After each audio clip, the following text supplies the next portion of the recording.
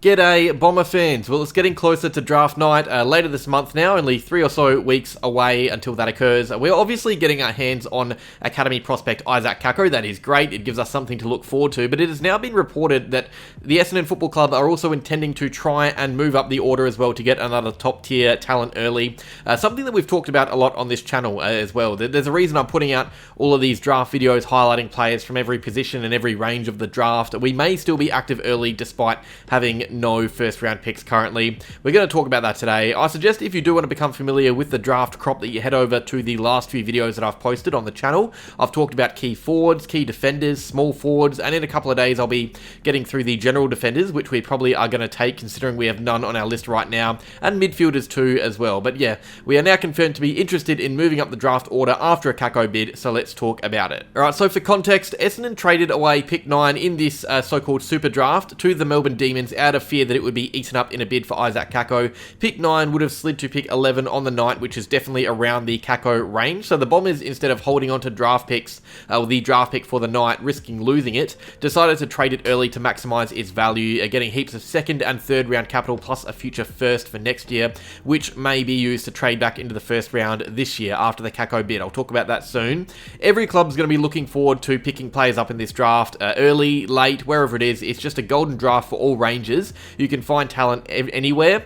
Essendon are looking to adopt a youth-first approach for 2025, so they'll be looking to pick up a few players aside from Isaac Kako in this draft, and if available, we'll try to bring in someone else in the first round around his range. Pick 9 ideally would have been used for that, but with the bid, it would have been too tricky holding onto it. Keep in mind, live trading on draft night favours the team needing to get rid of picks. If we had to trade pick 9 quickly on draft night, we would have gotten less than we did in that Melbourne trade, because teams would know that we're desperate to get rid of it and offer less. I think people got to remember that when criticising the decision to trade it. But now we are going to explore ways to use the capital we got in that trade to move back into the draft early if someone we like is available after the Isaac Kako bid. And that's the fun thing about our situation now. If you hold pick 9, you can take the best available talent, sure, but if you're in our situation, you can be creative and trade back into the draft to get access to sliding players that you like. Remember last year we traded up to get both Caddy and Roberts. Let's say a Job Shanahan or a Xavier Lindsay is sliding down into the early 20s or late teens. We can risk it and send away a future first that may turn out to be a high pick next year to get access to them. So to sum this up real quick, before we look at who we could trade up in the draft for and ways to trade up, we lost pick 9, got a future first back in return, but we can use that future first to re-enter the draft after an Isaac Kako bid, keyword after. We won't be picking anyone up before Kako. This will all be done after that is sewn up so we can have clarity on what picks we can shuffle around, but we are looking at ways to move up into the draft order. Alright, so we're looking to trade up into the first round. How would we get this done? Well, I think if we were to move into the draft, it would be post pick 10, definitely. Probably post pick 15 even, but there is a lot of depth in that first round. There are good key forwards, good midfielders set to slide, small forwards, small defenders. So if we see someone sliding or someone we like, we can get a cheeky trade going with a club that would be willing to do one. Most teams will want to keep their draft picks early this year because it's such a strong draft, but there will be some teams willing to part ways for future capital too. The clubs we could be dealing with are limited, but there are definitely a few around. Richmond is definitely the main choice. They currently have 8 first round picks. That is too many to have going into a draft. They're definitely going to want to spread some out into next year. I'm looking at picks 18, 20, 23 and 24 from Richmond, or maybe a team like Sydney who have back-to-back picks 19 and 22. The Dogs who have 17 and 25. GWS are another one, 15, 16 and 21.